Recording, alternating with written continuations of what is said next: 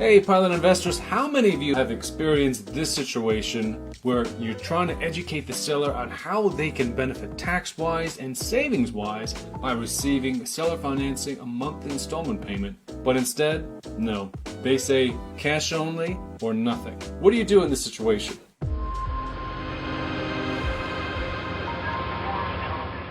Well, I'm going to share with you my secret weapon, a note buyer. Now, what is a note buyer? A note buyer is basically like a person who acts as a bank. They have the money in either their retirement account or savings that they are able to provide the seller, and in exchange, the income you make from the tenants in your property will now pay the note holder. Now, I've brought on professional note buyer Kevin Glang from the Note Nuggets podcast to explain to us exactly how a note buyer works, how they can fit into our situation, and what constitutes a marketable note so they can get involved in our deal so we can all make money. All right, captains, thanks for joining us. Today, I've got my secret weapon, note investor Kevin Glang from his Note Nuggets podcast. So, Kevin, thanks so much for joining us today. Mike, thank you so much. I'm happy to be here, and I'm looking forward to adding as much value as I can to your listeners. Fantastic. So if I'm going to you and seeing if this note would be marketable to yourself and your investors, so when I come to you with this seller-financed note to sell you, so what minimum interest rate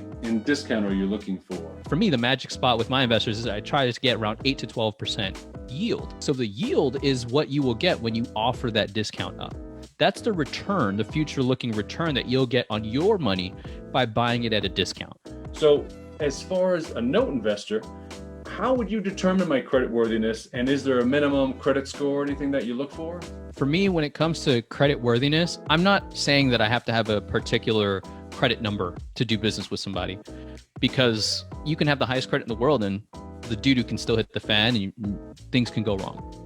Ideally, what I would like to have is some type of a payment history, maybe deals you've done in the past, something like that to showcase that you are that type of person that's going to continuously pay. So as a note buyer, what if the note we negotiate with the seller has a balloon payment? Does that affect anything as far as selling it to yourself or the investors? So balloon payments can make me a little nervous.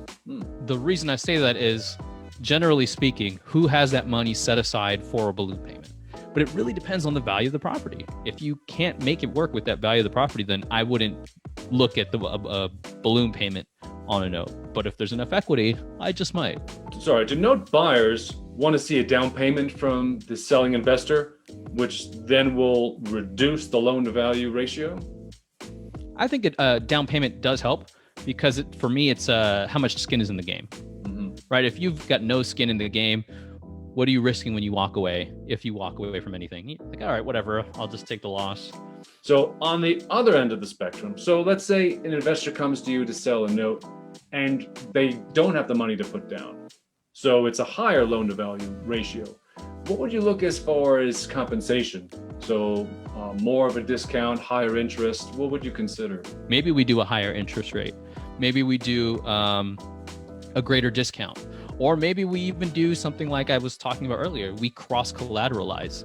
That way I'm increasing the total value of the note in the event that you aren't able to pay if you can't afford a down payment. So my next question is, so are there certain states that you would like to buy from or certain states you would like to avoid buying notes from? So if I'm buying a residential mortgage, I try to look for states where it's non-judicial. The difference between non-judicial and judicial is a judicial foreclosure state is going to cost more. It's going to take longer. So non-judicial is much cheaper. It's faster for a residential foreclosure. One most people are not very familiar with. So can you describe a partial and how it would be beneficial for both the investor and for the note buyer? Partials are awesome. And with a note, you're entitled, when you become the lender, you're entitled legally to whatever amount of monthly payments. We'll use 30 years, just kind of the typical thing. When you originate that note, you are entitled for 30 years of monthly payments. A lot of investors are confused about the difference between a note buyer and a hard money loan. And can you talk about the difference? A hard money lender is still a note investor, right? Because you're issuing a note, but generally speaking, it's going to be used for a short-term type of transaction. So it's similar, very similar to a note investor.